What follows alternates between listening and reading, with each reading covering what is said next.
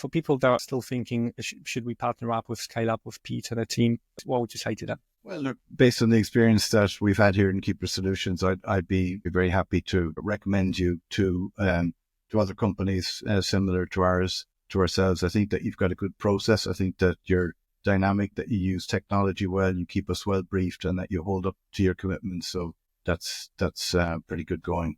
Tell me a little bit more about yourself and the company, please. And CEO of Keeper Solutions. So we're a software services company, and we specialize in helping fintechs to design and develop AI-enable their products and platforms. And we work with companies on either side of the Atlantic. We're headquartered here in Ireland, and we have our software delivery centers in Eastern Europe primarily. We're looking to scale, and we're looking to innovate all the time and find new ways to innovate and create more value for our clients. What worked before you started working with ScaleUP? Over the years with Keeper Solutions, we've succeeded the best in engaging in significant new partnerships, usually through referrals from existing clients or from trusted third parties. And that's been the model that we've had, and which is great because obviously warm introductions by trusted people or by clients helps more, starting an engagement with more trust. It reduces the risk, it improves confidence, and it's certainly a good way to go. And that's something we continue to rely on. But, it has its limitations as well, because it tends to take its own natural dynamic. When we've connected before we partner up, I remember you told me that you had loads of referrals, which always gives me an indication that you are great at what you do and your clients love you and they refer you to people that they know as well in similar companies. But there must have been something that frustrated you about how you go after new business. And that's why we started working together. What was it? Why were you not, those referrals were not enough? Well, look, I mean, we have a growth plan. We've got a business plan that requires us to achieve certain revenue by certain, milestones or times. So we were just finding that we couldn't rely on just the referrals model. And that, like the referrals, it was supplemented by, some outreach that myself and some of my colleagues were doing. But what we weren't really getting was the volume of conversations with key decision makers in fintech startups, scale-ups, and middle market companies.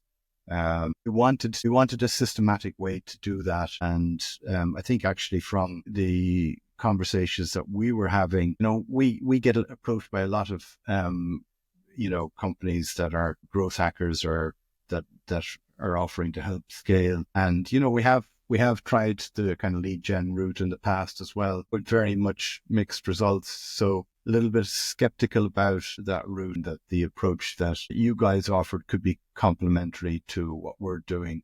I think one of the things that people hate is sales calls, either making them or receiving them.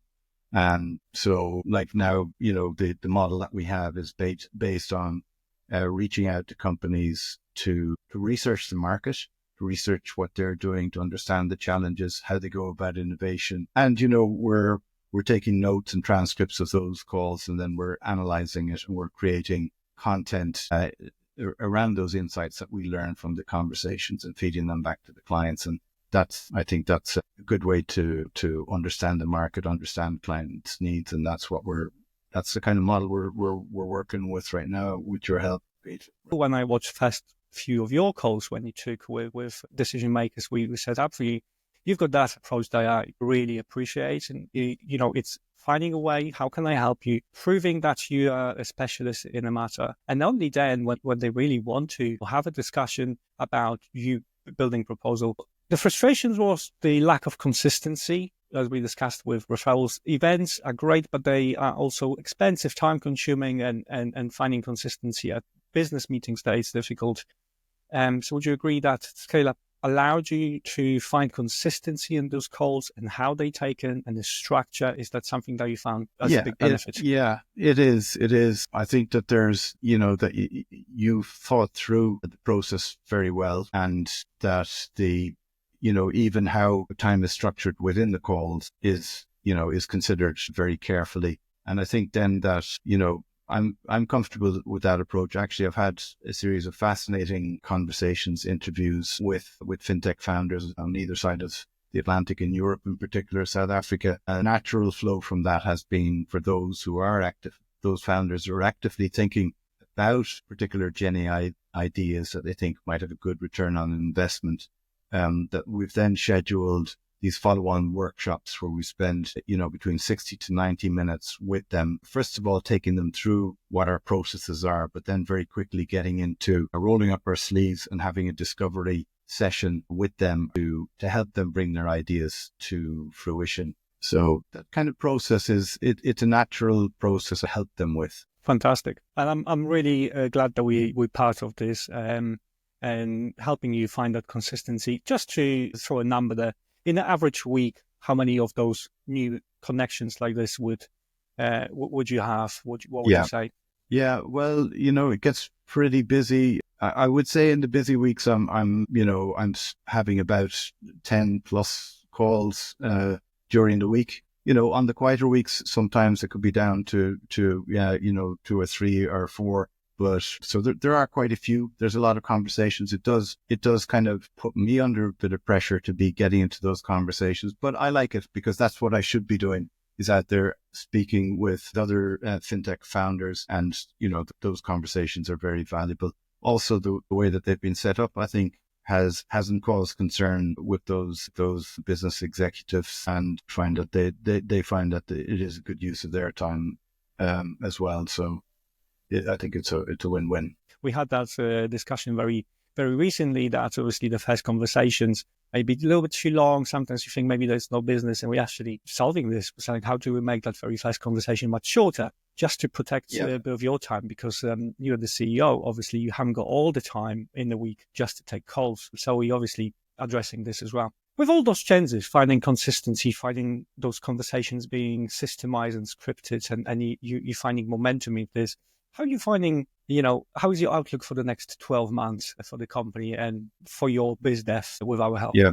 Well, we have ambitious growth plans for the year, and I think what we're doing right now will help us get that growth during the year. I think what you and James and your colleagues are doing is, you're certainly holding up your promise to me, and I'm happy with the engagement. I think that you've got it well thought through, that you're quite focused on your clients' needs, and that it's helping create value for my companies.